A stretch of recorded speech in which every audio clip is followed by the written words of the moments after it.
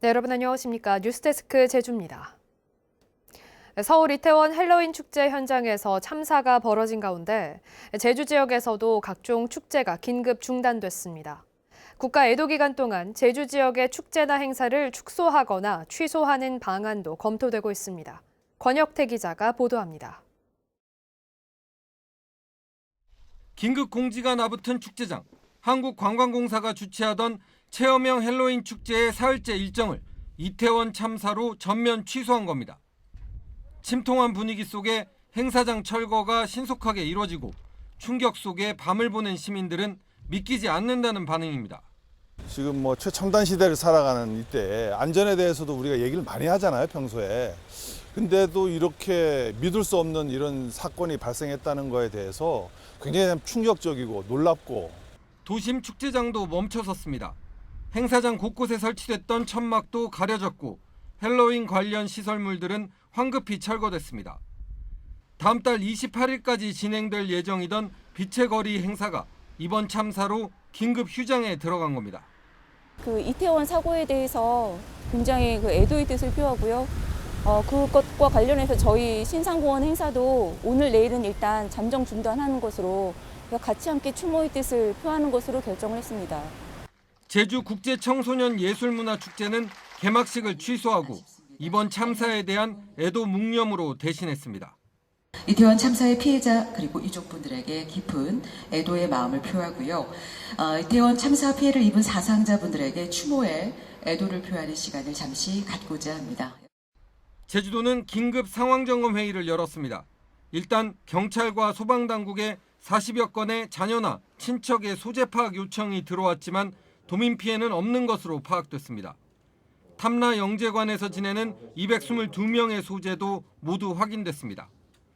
제주도는 대형 축제장과 행사장을 비롯해 인파가 많이 몰리는 곳에 대한 순찰을 강화하고 국가 애도 기간 중 축제 축소나 취소 등을 관련 기관과 협의하기로 했습니다. MBC 뉴스 권혁태입니다. 네, 어제 하루 제주 지역에서 코로나19 신규 확진자가 228명 발생했습니다. 오늘 오후 5시까지 발생한 신규 확진자는 139명입니다. 제주 지역 누적 확진자는 33만 9천 명을 넘어섰고 환자 2명이 입원 치료를 받고 있지만 위중증 환자는 없습니다. 제56회 도민체육대회가 사흘 동안의 일정을 마치고 폐막했습니다.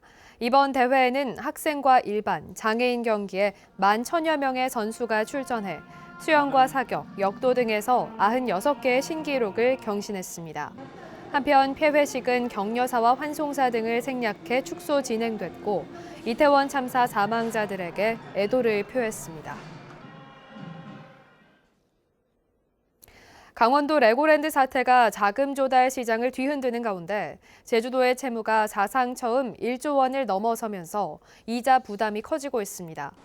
제주도에 따르면 지난해 제주도 지방 채무는 1조 500억 원으로 2018년 3,500억 원에서 계속 증가 추세를 보이고 있습니다. 제주도 전체 예산 대비 채무 비율도 2018년 6%에서 현재는 14%로 높아졌고 전국 평균 10.4%보다 높았습니다. 대법원이 4.3 형사보상 절차가 지연되고 있다는 지적과 관련해 대책을 마련하기로 했습니다. 더불어민주당 김한규 의원은 대법원의 형사보상 신청 누적 대책을 질의한 결과 기존 재판부에 다른 재판부를 추가해 사무분담을 조정하고 내년 정기 인사에 맞춰 법관 증원 등을 검토하겠다는 답변을 받았다고 밝혔습니다. 제주지방법원에는 2017년 이후 4.3 피해자들의 형사보상 신청 109건이 접수됐지만 지금까지 14건만 인용됐습니다. 제주의 중산간 지역이 별도 기상특보 구역으로 분리됩니다. 기상청은 다음 달 말부터 제주시와 서귀포시 해발고도 200m 이상 600m 지역에 제주 북부 중산간과 남부 중산간이라는 새로운 육상특보 구역을 운영한다고 밝혔습니다. 기상청은 제주 지역의 경우 해발고도에 따라 강수량과 적설량이 크게 차이가 나는 데다 중산간 지역까지 주민 생활권이 확대돼 특보구역을 신설했다고 밝혔습니다.